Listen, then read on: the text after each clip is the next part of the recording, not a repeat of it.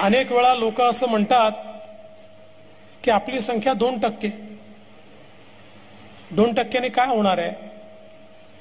त्यास मी त्यांना सांगतो की 2% साखरच दुधाला गोड करते.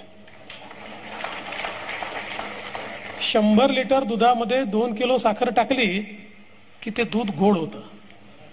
आणि आपलं ब्राह्मण म्हणून काम हेच आहे की हा जो समाज आहे या समाजामध्ये साखरेसारखं मिसळून समाजाला गोड कसं करता येईल. आपण 2% असू तर 98% एकत्रितपणे मिसळून 100% कसं होता येईल हा प्रयत्न आपण नेहमी केला पाहिजे. आणि म्हणून ही जी काही एक विचारांचं देणं आपल्याला मिळालं आहे, विचारांची प्रगल्भता आपल्याला मिळालेली आहे, ही समाजाच्या उपयोगात कशी आणता येईल याचा प्रयत्न करणं हे देखील अत्यंत महत्त्वाचं आहे.